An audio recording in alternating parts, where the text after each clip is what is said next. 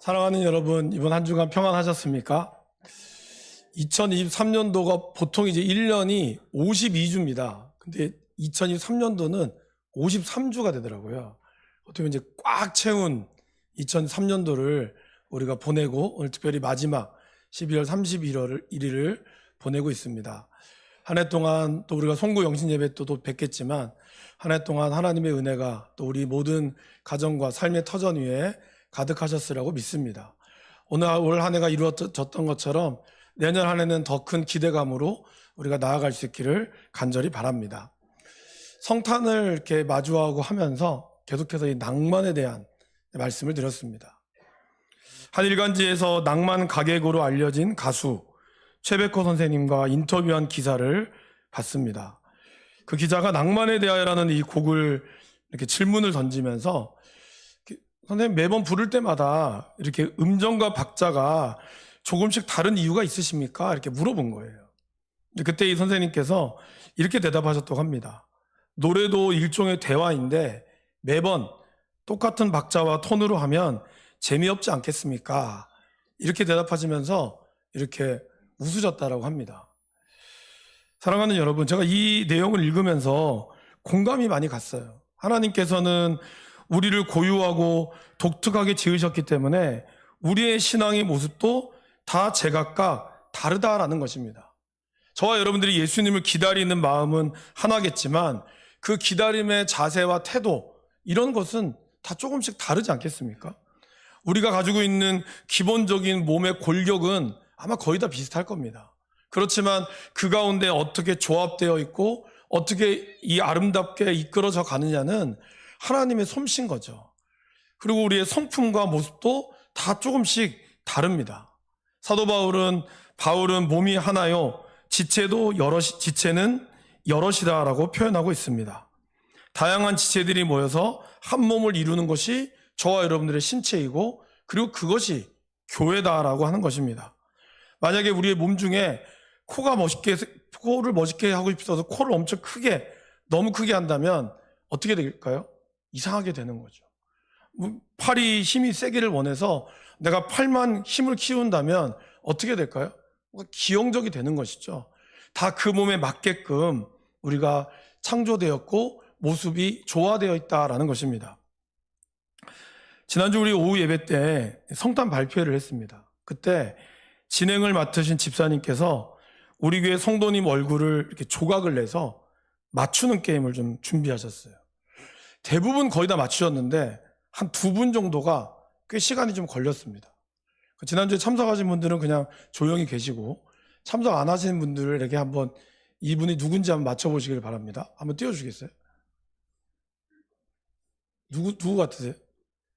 여러분? 남자일까요? 여자일까요? 남자입니까? 네. 당사자도 그렇게 생각했습니다. 한번 답을 띄워줄까요? 정답이요? 네, 정답은 권사님이죠. 깜짝 놀라셨죠. 거기 있는 분들도 그날 깜짝 놀랐고 박영숙 권사님도 몰랐어요. 자기인지 몰랐어요.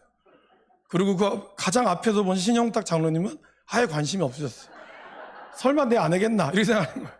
그러니까 박영숙 권사님 남자라고 생각하셨거든요. 저희도 처음에는 남자인가 여자인가 약간 긴가민가 했어요. 이게 다른 분들은 거의 10초 만에 맞추셨는데 박영숙 권사님은 좀 오래 걸렸어요. 뭐 여러 가지 이유가 있겠지만 저는 그렇게 생각이 들었습니다. 왜 권사님이라고 몰랐을까? 사실 저렇게 조각적으로 띄어나 보면 그렇게 안 이쁘거든요. 근데 저걸 이제 합치니까 권사님이 너무 이쁜 모습이 나온 거예요. 그러니까 여러분, 사람이 그런 거 들어보셨잖아요. 왜 눈이 이쁜 뭐 연예인, 뭐 코가 이쁜 연예인. 그래서 성형 의사한테 가서 뭐 김태희 누구처럼 해주세요, 뭐처럼 해주세요 하면 뭐가 나와요? 괴물이 나오거든요. 왜냐하면 본판이 안 바뀌었기 때문에 어쩔 수가 없는 겁니다. 그러니까 이처럼 하나님께서 우리에게 이런 다양한 모습들을 물론 따로 떼어놓고 보면 각자의 장점도 있고 단점도 있지만 그거를 하나로 만들어서 하나님은 아름답게 조화를 이루신다라는 것입니다. 저와 여러분들에게 응답하신 하나님의 역사도 그렇다는 것이죠. 어떤 분에게는 정말 금방금방 하나님이 역사하는 경우도 있지만 어떤 분들은 오랜 시간이 걸려도 하나님의 응답이 더딜 수도 있어요. 그렇지만 그렇다고 해서 하나님의 응답이나 하나님이 우리를 향한 소망함들이 없는 건 아니라는 것입니다. 각자에게 보여지는 삶의 환경과 삶의 모습이 다르기 때문에 하나님의 응답도 다 조금씩은 다를 수 있다는 것이죠. 그러기에 우리에게는 기다림이라는 것이 필요하다는 겁니다. 이것이 정답이라고만 이야기할 수 없는 것처럼 우리의 인생은 너무 다양하고 복잡하고 아름답기 때문이다라는 것입니다. 교회도 마찬가지죠. 각자의 삶의 모습이 모자이크처럼 겉으로만 보면 다르지만 그러나 그것을 조합해 보면 아름다운 그림이나 작품이 완성되는 것처럼 우리의 삶의 형편도 그렇다라는 것입니다. 그래서 하박국 선지자가 하나님 왜 이렇게 이스라엘 백성들이 고통을 당해야 됩니까? 도대체 하나님 어떻게 응답하실 겁니까? 라고 이야기했을 때 하나님께서는 하박국에게 이렇게 이야기하셨죠. 비록 더딜지라도 기다리라. 지체되지 않고 반드시 하나님께서 응하여 주실 것이다. 하나님이 이렇게 말씀하셨습니다. 저와 여러분들의 삶의 형편이 조금씩 다를지라도 그 모습이 모두에게 다르다는 것이 틀렸다는 게 아니라 아름답다라는 것을 우리가 기억할 수 있기를 바랍니다. 복음서는 총 4개로 되어 있죠. 마태, 마가, 누가, 요한복음. 근데 이 복음서를 따로 떼어넣어서 보면 말도 안 되는 내용들이 너무 많아요. 그러니까 시간적으로도 그렇고 이런 건 조금씩 차이가 좀 있습니다. 그건 왜 그럴까요? 그 복음서를 바라보는 복음서 기자의 시각들이 다르기 때문이라는 겁니다. 마태복음은 유대인의 시각에서 썼고 마가복음은 로마의 시각에서 썼습니다. 그리고 누가복음은 헬라인의 시각에서 썼죠. 요한복음은 그리스도인의 시각에서 썼습니다. 각각의 시각이 다 다르기 때문에 약간의 대동소이한 차이점들이 보이는 거죠. 그러나 이 복음서를 한 번으로 몰아넣고 보면 뭐가 나올까요? 바로 예수 그리스도 한 분이 나오신다라는 겁니다. 이처럼 4개의 시각으로 하나의 복음이 이루어지는 것, 이것이 성경에 있는 말씀의 신비라는 것처럼 저와 여러분들에게도 그러한 신비감이 있다라는 것입니다. 그러게 여러분, 우리에게는 그렇기 때문에 기다림의 시간이 필요한 겁니다. 그 기다림 속에 각자가 익어져가는, 하나님이 우리를 성숙해가는 그러한 시간이 필요하다는 것이죠. 이러한 기다림의 낭만이 우리에게 주어져야 하는데, 오늘 우리의 현대의 시대도 그랬을 뿐만 아니라 2000년 시대도 사람들은 잘 기다리지 못했던 것 같아요. 그래서 사도 바울은 그의 아들, 영적인 아들 디모데에게 마지막 유언처럼 쓴 디모데후서 3장 1절에서 5절에 이렇게 이 시대를 이야기하고 있습니다. 화면을 통해서 한번 읽어보겠습니다. 너는 이것을 알라. 말세에 고통하는 때가 이르러 사람들이 자기를 사랑하며 돈을 사랑하며 자랑하며 교만하며 비방하며 부모를 거역하며 감사하지 아니하며 거룩하지 아니하며 무정하며 원통함을 풀지 아니하며 모함하며 절제하지 못하며 사나우며 선한 것을 좋아하지 아니하며 배신하며 조급하며 자만하며 쾌락을 사랑하기를 하나님 사랑하는 것보다 더하며 경건의 모양은 있으나 경건의 능력은 부인하니 이 같은 자들에게서 내가 돌아서라. 특별히 제가 이제 빨간 글자들을 조금 여러분들에게 보여드리는 것은 이 말씀이 오늘 우리가 읽은 이 마태복음 2장 헤롯과 그 사람들과 비슷하기 때문이다라는 것입니다. 기다림의 낭만이 없는 사람들의 특징이 바로 오늘 우리가 읽은 디모데 후서에서 나온다라는 것입니다. 자, 그럼 어떤 모습일까요? 첫 번째, 기다림의 낭만이 없는 사람들의 모습은 무정하며 사납다라는 것입니다. 오늘 2장에 나오는 이 헤롯을 보십시오. 별을 보고 왕의 탄생을 축하하러 온 동방박사들을 향해서 그는 처음에 어떤 반응을 보였습니까? 7절, 8절 말씀을 보시면 이렇게 나와 있습니다. 이에 헤롯이 가만히 박사들을 불러 별이 나타난 때를 자세히 물었습니다. 여기서 가만히라는 뜻은 모든 사람들을 다 물리고 은밀히 불렀다는 뜻이에요. 불러서 이 별이 언제 나타나는지 그리고 어디로 향하고 있는지를 물어보았습니다.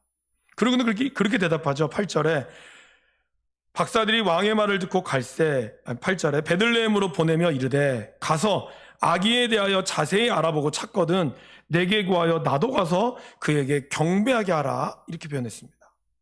굉장히 젠틀하고 그리고 박사들에게 그 왕을 내가 진짜로 경배할 것처럼 이야기하면서 자세하게 물어봤지만 사실 헤롯 왕의 성품을 보면 그런 인간이 아니었습니다. 그는 왕국을 잃을까봐 늘 염려하는 망상적인 폭군이었습니다. 오늘 동방박사들이 아기 예수님을 절하고 그리고 나서 왕에게 가지 않았습니다. 헤롯에게 되지 않고 다른 길로 돌아갔죠. 그리고 그 사실을 안 헤롯 왕은 오늘 뭐라고 표현하고 있습니까? 16절에 보시면 이에 헤롯이 박사들에게 속은 줄 알고 심히 노하여 사람을 보내어 베들레헴과 그 모든 지경 안에 있는 산의 아이를 박사들에게 자세히 알아본 그때를 기준하여 2살부터 그 아래로 다 죽이니. 가장 기뻐해야 될 이 성탄에 헤롯은 대학살을 펼쳤습니다.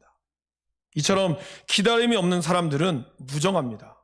겉으로는 굉장히 모양이 있는 것처럼 포장하지만 실제로 어떻습니까? 오늘 헤롯을 보십시오. 자기 기분대로 되지 않으면 절제하지 못하고 사납게 변해버린다라는 것입니다. 자신의 음흉함을 감추기 위해 자신을 더 포장했다는 것입니다. 여러분, 헤롯 왕이 지은 것 중에 하나가 바로 예루살렘 성전이죠. 그러나 그 성전을 왜 지었을까요? 신앙이 있어서 지었을까요? 아닙니다. 그는 이방인이었어요. 유대인이 아니었습니다. 그렇기 때문에 그가 왕으로서의 인정받지 못했죠. 비록 로마의 황제는 헤롯을 왕으로 인정했지만 유대인들은 그를 인정하지 않았습니다. 그는 사람들에게 잘 보이기 위해서 어떻게 했을까요? 바로 성전을 지었던 것입니다. 신앙이 있어서 지었던 것이 아닙니다. 그는 매우 무정하고 사납다라고 말씀을 드렸습니다. 자기가 사랑하는 아내를 그렇게 사랑했으나 전쟁에 나갔을 때는 그는 그렇게 유언했다고 합니다. 내가 만약에 전쟁터에서 죽으면 내가 죽는 것이 들리는 소식과 동시에 이 아내를 살해해라. 그것이 바로 그 유언이었어요. 그리고 이스라엘의 가장 뛰어난 사람들을, 가장 이름 있는 사람을 감옥에 가둬서 그가 죽을 때 그 사람도 같이 죽이라고 그랬죠. 왜요? 이 뛰어난 사람이 죽으면 이스라엘 백성들이 슬퍼하면 그 슬퍼하는 날과 동시에 자기도 죽으면 자기를 위한 슬픔처럼 여겨지게 하기 위해서. 이처럼 음흉하고 늘 다른 사람들의 눈치를 봐야 하는 헤롯 왕이 경비하기를 원했다면 그는 처음부터 동방박사를 따라갔을 겁니다. 그러나 그는 이 모든 것을 은밀하게 꾸미기를 원했고, 혹시나 자기가 메시아를 죽이면 이스라엘의 소요가 날까봐 그 어느 누구도 쫓아가지 못하도록 한 다음에 자기는 몰래 자객을 보내려고 했던 것입니다. 그러나 그것이 실패하자 어떻게 된 거죠? 바로 2살 밑으로는 다 죽이라고 하는 이러한 대학살을 자행했다라는 것입니다. 우리는 이러한 헤롯의 대학살을 보면서 참 가슴 아프죠. 그러나 여러분, 오늘 나의 모습, 우리의 모습은 어떻습니까? 하나님을 믿고 그분의 뜻대로 이루어지기를 위해서 우리는 기도합니다. 그러나 정작 내 뜻대로 기도의 제목들이 이루어지지 않을 때 우리는 어떻게 하죠? 하나님을 참지 않습니다. 조금만 나한테 억울한 일이 들리고 조금만 억울한 일이 생기면 어떻게 하죠? 원통해하고 분내합니다. 오늘 3장에 보면 보십시오. 디모데후서 3장에 무정하며 원통함을 풀지 아니하며. 원통함을 풀지 않는다는 거예요. 나는 억울하다는 거죠. 나는 왜 이렇게 내가 억울해야 되느냐? 그렇게 하면서 분하며 참지를 못합니다. 자기를 사랑해서 엄청난 노력을 기울입니다. 자기를 꾸미고 자기를 아름답게 하는 일에 엄청나게 꾸미고 우리의 모든 일, 나의 가족들을 위해서는 돈 쓰는 것을 아까워하지 않지만 정작 내가 하나님을 섬기고 이웃을 섬기는 일에는 이런저런 핑계를 대며 아까워하고 있는 모습이 우리 안에 있지 않습니까? 헤롯과 같이 겉으로는 신앙적인 것처럼 보이지만 내 뜻대로 되지 않으면 내 안에 있는 헤롯과 같은 잔인함과 그런 음흉함이 우리의 모습 가운데 있지 않습니까? 오늘 이것이 기다리지 못하는 자, 하나님의 뜻을 온전히 깨달지 못하는 자의 모습이다라는 것입니다. 성경에서 부자 청년의 비유를 아실 겁니다. 공관복음서에 다 나옵니다. 그 부자 청년이 어떠한 청년이었죠? 문제가 많은 청년이 아니었습니다. 그는 소위 얘기하는 십계명, 도둑질도 하지 않았고요, 거짓 증거를 하지도 않았고요, 부모를 공경했고요, 간음하지도 않았습니다. 그렇게 남들이 보기에는 그렇게 멋있는 삶을 살았던 그가 예수님을 찾아왔어요. 이유는 뭘까요? 영생을 얻기 위해서. 그렇게 율법을 다 지켰음에도 불구하고 그 안에 채워지지 않은 내면의 문제를 그는 알았다는 것입니다. 그리고 예수님은 그 사람의 중심을 알았죠. 그 사람의 문제가 뭔지를 알았어요. 문제는 뭐였을까요? 예수님은 그 모든 이야기를 들으시고 난 다음에 십계명을 이야기하셨습니다. 그 사람은 내가 이거를 어릴 때부터 나는 다 지켰습니다. 그때 예수님이 그에게 딱 한마디 하시는 거죠. 내가 정말 얻고자 한다면 가서 내 소유를 팔아 가난한 자들에게 주라. 그리고 와서 나를 쫓으라. 근데 이 부자 청년이 이거를 듣고 어떤 반응을 보였죠? 심히 근심하여 돌아갔습니다. 어떤 목사님은 이 장면을 그렇게 표현하셨어요. 이 장면이 성경에서 나오는 가장 슬픈 장면 중에 하나입니다. 왜 그럴까요? 많은 사람들이 예수님께로 돌아오는 건 있는데 이 부자 청년만은 예수님께로부터 돌아섰다는 거예요. 그렇기 때문에 가장 슬프다라고 표현했습니다. 여러분, 우리는 어떻습니까? 자기를 사랑하고 마지막 때가 되면 돈을 사랑한다라고 얘기했습니다. 자기를 사랑하는 게 뭐가 그렇게 문제가 될까요? 사실 우리를 사랑해야죠. 지금 이 시대는 자기를 사랑하라는 책으로 넘쳐납니다. 자기를 소중히 여기고 자기를 아끼라고. 맞습니다. 성경도 그걸 부인하지 않습니다. 그러나 자기 사랑의 시작은 십자가에서만이 완벽하다는 거예요. 내 힘으로는 자기를 사랑할 수 없다라는 것이죠. 오늘 이 청년이 근심하며 돌아갔을 때 많은 사람들이 예수님 그러죠. 부자가 하늘나라 들어가는 것이 낙타가 바늘길을 통과하는 것보다 어렵다고 얘기합니다. 많은 사람들이 거기서 두려워하죠. 그럼 누가 들어갈 수 있습니까? 예수님은 단호하게 딱 한마디 하시죠. 뭐였습니까? 사람으로는 할 수 없다. 그 말은 여러분, 그 말은 부자 청년만의 문제가 아니라는 거예요. 저와 여러분들도 마찬가지라고 합니다. 목사라고 해서 나를 소중히 여기지 않을까요? 나만을 찾지 않을까요? 맞습니다. 저도 끊임없이 내 중심적으로 해석하기를 원하고 내 중심적으로 생각하기를 원한다는 것이죠. 정작 나를 사랑하기를 원하지만 그것 때문에 주님이 말씀하시는 나를 내려놓고 하나님 앞에 내려놓는 이것들은 하지 못한다는 것입니다. 예수님도 알고 계셨어요. 그리고 나서 그때 예수님이 또 한 말씀하시죠. 사람으로는 할 수 없으나 하나님으로서는 할 수 있느니라. 주 앞에 나아가며 주 앞에 풀어내야지만이 진정으로 나를 사랑할 수 있다라는 것입니다. 진정으로 나를 부인해야 십자가 앞에 나를 내려놓아야 그럴 때 우리는 나를 사랑한다는 거예요. 그러나 세상은 그렇게 얘기하지 않죠. 세상은 나를 사랑하기 위해서 내가 중요하기 때문에 다른 모든 것들을 신경 쓰지 말라고 이야기합니다. 그러나 성경은 그렇게 이야기하지 않죠. 그렇기 때문에 우리가 이 충돌 가운데 우리는 끊임없이 살아가는 것입니다. 그러나 여러분, 우리가 하나님의 말씀대로 살아가지 않으면 진정한 자기 사랑은 이루어질 수 없습니다. 어떤 분은 그럽니다. 교회 너무 열심히 다니지 말라고. 교회 너무 열심히 다니면 나중에 상처받는다고. 그러니까 상처받기 때문에 교회는 적당히 그냥 예배만 적당히 드리고 어느 정도만 봉사하고 빠져야지, 그렇게 하면은 신앙생활 시험 든다고. 저는 그분이 참 교회의 본질을 잘 얘기했다고 생각해요. 틀린 말씀은 아닙니다. 왜 그럴까요? 죄인들이 모여있는 곳이기 때문에.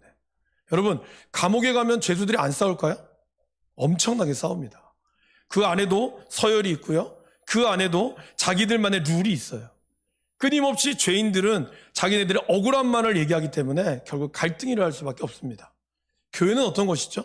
교회는 죄인들이 모인 곳이죠. 그렇기 때문에 교회 안에 갈등이 없을까요? 없지 않습니다. 저는 그분이 본질을 잘 봤다고 생각해요. 문제는 그러한 죄인의 문제를 누구에게 맡기느냐? 자기가 수리하려고 하니까 문제라는 거예요. 우리 인생은 제가 공사 중인 인생이라고 말씀을 드렸습니다. 이 문제가 하자가 생겼을 때 우리는 전문가에게 맡겨야 되거든요. 우리 에어컨이 고장나면 누구한테 맡기죠? 양봉석 집사님한테 맡겨야죠. 근데 에어컨 고장났다고 나 좀 전기 좀 만질 줄 안다고, 나 뭐 연장도 다 갖고 있다고 나 혼자 하면 에어컨 새로 사야 될 일이 발생할 수도 있습니다. 여러분의 인생의 문제를 여러분이 해결할 수 있을까요? 나를 만드신 하나님 앞에서만이 해결할 수 있다는 거예요. 그러나 스스로 해결하려고 하니까 스스로의 열심에 빠져서 스스로 열심으로 교회 생활하다가 스스로 상처받고 스스로 원통해하고 그것을 십자가 앞에 가져가지 못하고 나 혼자 해결하려고 하다 보니 결론이 나오는 거예요. 아, 교회 일은 그냥 적당히만 해야 되겠구나. 여러분, 하나님의 나라는요, 내가 하나님 앞에 미치지 않으면 그 하나님 나라에 미칠 수가 없습니다. 우리가 하나님 나라에 도달하기 위해서는 온전히 그분 앞에 나를 내려놓는 미침이 있어야 돼요. 사람들이 얘기하는 저 미쳤다, 그 소리가 들려야, 그 정도까지 주님 앞에 나아가야 하나님의 나라에 미칠 수가 있다는 것이죠. 이걸 어떤 목사님이 이야기했어요. 미치지 않으면 미칠 수가 없습니다. 저와 여러분들이 하나님 앞에 뜻가운데 산다는 것, 사람 보고 신앙생활 하라는 말이 아닙니다. 그러나 사람과 함께 신앙생활을 해야, 그 안에 있는 공동체와 함께 움직여야, 그 안에서 있는 때로는 아픔과 상처들도 주님 앞에 나오면서 주님의 치료하심을 경험해야, 그 기다림의 시간들이 경험되어져야 하나님의 아픔과 그 가운데 오는 하나님의 은혜를 경험할 수 있다라는 것입니다. 그러한 마음이 우리 가운데 있어야 한다는 거죠. 그것이 없을 때 우리는 누구보다 헤롯과 같이 사나워질 수 있다는 것을 기억할 수 있기를 바랍니다. 두 번째는 기다림의 낭만이 없는 사람들의 특징, 바로 무감각합니다. 오늘 동방박사들이 찾아온 이유, 헤롯이 듣고 어떻게 하죠? 거기 있는 대제사장들과 서기관들을 부릅니다. 불러서 도대체 이게 무슨 말입니까? 헤롯은 유대인이 아니었기에 말씀을 몰랐죠. 그리고 그때 거기 있는 백성과 서기관들이 미가서에서 메시아의 탄생의 이야기를 듣고 보고합니다. 미가서 5장 2절 말씀이 이렇게 기록되어 있습니다. 베들레헴 에브라다야, 너는 유다 족속 중에 작을지라도 이스라엘을 다스릴 자가 내게서 내게로 나올 것이라. 그의 근본은 상고의 영원에 있느니라. 이들은 알고 있었습니다. 베들레헴에서 탄생할 것을, 그리고 메시아가 탄생할 것을 알고 있었어요. 그런데 여러분, 이것을 알고 헤롯에게 보고했지만 그들은 어떻게 했죠? 그들은 미동도 하지 않았습니다. 아니, 어떻게 보면 메시아의 탄생에 대한 어떠한 감흥도 없었어요. 아마 구약도 모르는 이 동방박사들, 어디서 말씀도 모르는 것들이 와가지고 별 보고 온단 말이야, 점성술 가구만, 아마 그렇게 폄하했을 겁니다. 그러면서 그들을 향해서 그들을 무시했을 겁니다. 무엇보다 그들은 지금 자기들이 이 성전에서 누리고 있는 이 현세의 복에 취해서 영원한 생명을 찾는 것을 포기했던 것입니다. 서기관들은 예수님의 탄생 장소도 알았고, 그러나 그들의 발은 예루살렘에 머물러 있었습니다. 예수님께 드릴 손도 없었고 머리만 있었지 마음도 손도 발도 없었다라는 것입니다.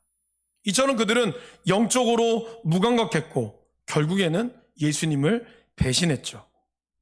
자신들의 기득권이 빼앗길까봐 늘 조급해하고 불안해했습니다. 요즘 얼마나 많은 사람들이 말씀을 보고 계십니까? 유튜브에만 틀면 이 말씀 검색하면 이 말씀에 해당하는 목사님들의 설교가 쫙 나와요. 아마 지식적으로 여러분들은 누구보다 많은 지식을 얻을 수 있을 것입니다. 또 이런 분들도 계시죠, 여러분. 교회는 안 다니는데 성경 말씀을 너무 잘하는 분들이 계세요. 그분들과 이야기하면 내가 말문이 막혀요. 그 정도로 말씀을 많이 알고 척척 박사처럼, 그리고 성경에 대한 해석도 많이 풀어줍니다. 근데 정작 성경에 대한 지식과 그에 따른 비판과 대안도 누구보다 잘 알지만 자신은 변화하고 싶지 않다라는 것입니다.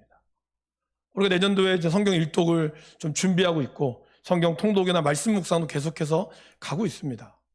여러분, 우리가 성경 일독도 하고 또 내년도 뭐 성경 퀴즈 대회도 하고 성경 암송도 24가지, 25가지 암송도 하고, 이렇게 하면서 여러분들이 성경의 지식이 넓어지겠죠? 그러면 여러분들도 나름 기쁠 수 있겠죠. 그러나 하나님이 여러분들이 성경을 통해서 기대하는 바는 뭘까요? 하나님은 여러분들이 왜 하나님 말씀을 읽기를 원하시고 기대하실까요? 그것은 바로 그 말씀을 통하여 우리의 삶이 변화되기를 원한다라는 것입니다. 근데 정작 말씀을 읽는 저와 여러분들은 그 말씀대로 살아가기를, 그리고 그 말씀대로 변화하고 싶기를 원하십니까? 예수 그리스도의 장래의 영광스러운 목표를 수정해 보고자 하는 그러한 의도가 있습니까? 아, 말씀이 이러니까 내가 이 말씀대로 살기를 원하고 있습니까? 마음은 없는 머리의 종교가 지금 우리 가운데 있진 않은지를 돌아봐야 한다는 것입니다. 야고보서 2장 19절에 이런 말씀이 있습니다. 그리고 화면을 통해서 같이 한번 읽어보실까요? 내가 하나님은 한 분이신 줄을 믿느냐? 잘하는도다. 귀신들도 믿고 떠느니라. 여러분, 귀신도 하나님이 한 분인 걸 알아요. 그리고 그 귀신도 예수님을 믿고 벌벌 떤다고 합니다. 귀신들도 그렇게 알고 떨지만 귀신들은 다른 게 있어요. 뭘까요? 귀신들은 하나님께 항복하지 않습니다. 신앙이 뭔지 아십니까? 신앙은 지식이 아닙니다. 지식을 많이 안다고 신앙이 아니라 신앙은 하나님 앞에 항복하는 겁니다. 항복하는 것으로 내가 시작하는 것이죠. 저와 여러분들이 이 자리에 왜 오셨습니까? 왜 예배 가운데 오셨어요? 은혜 받으러? 맞습니다. 그러나 예배의 시작은 뭘까요? 하나님 앞에 항복하는 시간입니다. 여러분에게 항복의 이 사건들, 하나님 앞에 내가 엎드림의 사건이 있습니까? 엎드림의 사건을 나는 가지고 있습니까? 우리는 여러 가지 이유로 알아요. 하나님 앞에 내가 내려놓고 십자가를 져야 되는 거 알아요. 하지만 수백 가지 이유들로 나는 그래서 항복 못합니다 얘기합니다. 내 안에 쓴뿌리, 내가 가지고 있는 이런 쓴뿌리, 가정 어렸을 때부터 나는 쓴뿌리가 있어서 나는 못하겠습니다. 내 기질이 이래서 나는 안 됩니다. 나는 사과할 줄도 모르고 그래서 나는 안 된다고. 내 주변의 환경이 이러해서 나는 못합니다. 머리로는 알죠. 그러나 말씀으로는 알면서도 진정한 항복은 하지 않는다는 겁니다. 알기는 하지만 신앙 고백은 없습니다. 알기는 하지만 봉사가 없어요. 알기는 하지만 섬김도 없고 전도가 없어요. 머리로는 알아요. 머리로는 이미 우리의 머리로는 모든 것을 다 지었습니다. 그러나 행하진 않는 거죠. 누군가 해주기를 바랄 뿐이에요. 야고보 사도는 그러한 모습을 이렇게 표현합니다. 딱 한마디로 표현하죠. 행함이 없는 믿음은 죽은 것이니라. 귀신들도 아는 그 믿음, 그 믿음을 아는 것으로 자랑하는 것이 아니라 행함이 없다면 죽는다는 것입니다. 근데 여러분, 우리가 머리로만 알고 나를 항복하지 않고는, 그래서 내가 죽지 않고는 우리는 뭐를 경험할 수 없는지 아세요? 역전의 하나님을 경험할 수 없다는 겁니다. 내가 죽어야 부활을 경험하죠. 내가 죽어야 내 안에 있는 하나님의 역사하심을 경험하죠. 그러나 여전히 내가 죽지 않는데, 여전히 나는 나를 꽉 붙잡고 있는데 하나님 복 주세요라고 이야기하면 하나님 뭐라 하는지 아세요? 손 놔라. 놔라고 얘기한다는 거예요. 놓지 않는데, 이미 내가 붙잡고 있는 걸 놓지 않는데 여기에 하나님이 뭘 담아줄 수 있겠습니까? 여러분 어떠십니까? 우리가 하나님의 은혜를 정말 원한다면, 역전의 하나님과 부활의 하나님을 원한다면 우리 안에 내려놓음이 있어야 한다는 거죠. 나를 온전히 항복하는 것이 있어야 한다는 것입니다. 근데 그렇게 못하잖아요? 그럼 신앙생활은 재미가 없어요. 왜냐하면 신앙생활은 사실은 십자가의 길을 걸어가라고 하죠. 맨날 목사님 순종하라고 하죠. 맨날 고난을 이겨내야 되죠. 이런 얘기들이 재미가 있습니까? 재미없습니다. 그러면 우리는 영적으로 무감각에 빠집니다. 내가 직접 움직이지 않고 머리로만 알면 재미가 없고 영적 무감각에 빠진다는 거예요. 그럼 영적 무감각에 빠지면 사람이 어떻게 되는지 아십니까? 역설적으로 육체적 쾌락에 빠지게 돼요. 왜냐하면 인간은 근본적으로 뭔가를 채워줘야 되거든요. 그러면 그것이 영적으로 채워줄 수 없으면 다른 것으로 채워지려고 하는 거예요. 그 채움에 대해서 사도 바울은 그렇게 얘기했죠. 쾌락 사랑하기를 하나님 사랑하는 것보다 더할 뿐이다. 영적인 기쁨은 기다림을 동반하지만 쾌락은 기다림이 필요 없다라고 말합니다. 왜냐하면 돈이 있으면, 뭔가 힘이 있으면 금방 내가 쾌락을 누릴 수 있는 조건이 되기 때문이라는 거죠. 그러나 영적인 기쁨은 그냥 일시적으로 주지 않습니다. 영원한 기쁨은 기다림의 시간이 필요하다라는 것이죠. 우리는 예전에 성탄절에 새벽송도 돌고 함께하는 나눔이 있었습니다. 안 믿는 사람들에게는 성탄의 의미를 깨달을 수 있는 그런 시간을 주었죠. 요즘에는 이제 뭐 아파트도 다 비밀번호를 열어야 되고요. 그리고 사실 요즘에는 이제 일도 예전처럼 아침 9시에 일어나서 5시에, 8시 퇴근하는 게 아니라 밤샘 근무하시는 분들도 계시고 여러분들이 계시기 때문에 옆집이 교회를 안 다니시면 우리가 새벽송을 도는 것이 좀 민폐가 될 수도 있습니다. 그렇기 때문에 우리가 새벽송을 못하는 이유 중에 하나이기도 하죠. 그러나 여러분, 우리가 그럼에도 불구하고 잊지 말아야 될 건 뭘까요? 이 성탄이 가지고 있는 진정한 의미, 우리를 위하여 오신 그 예수님의 의미를 우리는 기억해야 한다는 것입니다. 여러분 25일 성탄절 어떻게 보내셨습니까? 주일날 예배, 월요일날 예배 왔습니다. 그 예배 드린 거 말고 그 예배를 우리가 당연히 드리고 난 이후에 저와 여러분의 성탄은 어떠했습니까? 무엇으로 주님의 기쁨을 여러분들은 표현하셨습니까? 지금 이것이 우리의 성탄을 맞이하고 있는 모습이라는 거죠. 헤롯과 같이, 헤롯의 성탄절은 어땠죠? 헤롯의 성탄절은 음흉했고 무자비했고 무정했습니다. 대제사장과 서기관들의 성탄절은 어땠죠? 무감각했어요. 머리로는 알지만 그러나 가슴으로는 그들은 예수님의 탄생을 전혀 기뻐하지 않았습니다. 오늘의 성탄절은 어떨까요? 오늘의 성탄절은 자기의 기쁨에만 빠져 있죠. 사실은 안 믿는 사람들에게는 이 성탄은 연휴거든요. 금요일부터 시작하면 금요일, 토요일, 주일, 월요일까지 3박 4일 동안 가족끼리 갈 수 있는 좋은 시간이었습니다. 좋죠? 그러나 여러분, 진짜 우리가 예수님의 성탄, 주님이 이 땅에 오신 성탄의 의미를 안다면, 우리는 그 기다림을 안다면 저와 여러분들이 어떻게 보내야 할까요? 좀 억울한 측면도 있죠, 여러분. 사실 석가탄신일 되면은 이 서울뿐만 아니라 모든 곳에 다 연등이 달려져 있잖아요. 저희들은 사실은 별로 그렇게 원치 않는데 다 합니다. 근데 요즘에는 교회가 성탄절 행사하면은 난리를 칩니다. 좀 억울하죠. 그리고 외국 같은 데는 이제 메리 크리스마스라고 하지 않는다고 말씀드렸죠. 해피 홀리데이라고 합니다. 예수님을 빼기를 원하는 거죠. 이번에도 어떠한 지자체에서 오랜만에 성탄 행사를 했는데 거기에 성탄 이 트리를 밝히는데 그 지역에 있는 목사님들이나 신부님들은 한 번도 안 불렀답니다. 그냥 연예인들하고 가수만 부르고 지자체 장만 그냥 성탄 트리를 였다 그래요. 물론 말은 뭐 다른 종교에 피해가 갈까봐 얘기했다고 하지만 참 좀 억울하더라고요.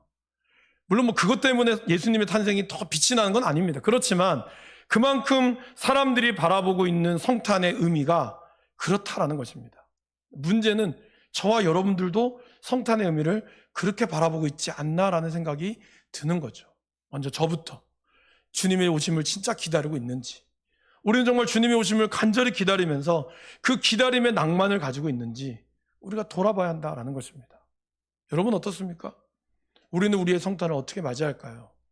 여러분, 성탄 트리 원래 12월 25일 날 점등하면 1월 달까지 갑니다. 왜냐하면 절기적으로 주현절, 주님이 나타나심을 기다리는 절기로 우리는 끝까지 이 절기상으로 성탄 트리를 해놓는 거예요. 성탄절 끝나도 바로 없애지 않습니다. 왜냐하면 주님이 계속해서 탄생을 우리가 기대하고 그분이 왜 오셨는지를 우리가 알기 위해서 놔둔다는 것입니다. 귀찮아서 뺀 게 아닙니다. 여러분, 우리가 오는 이 주님의 의미를 잘 알아야 한다는 것입니다. 그러지 않다면, 그러게 다시 오실 주님을 우리가 진정으로 기다리는 마음이 없다면, 그런 기다림의 시간을 가지지 않는다면 우리는 헤롯과 같이 잔인해질 수 있고 무정해질 수 있고 그런 나만 생각할 수밖에 없다라는 거예요. 그리고 머리로는 너무나 많은 성경 지식을 알고 있으나 가슴으로는 전혀 감동이 없는, 그러게 손과 발도 움직이지 않는 그런 모습이 온다는 것입니다. 그리고 눈앞에 보이는 즐거움만을 찾아서 우리는 보내게 될 것입니다. 그러한 성탄들이 그러한 예수님의 오심을 기다리지 않기를 주님의 이름으로 간절히 축원합니다.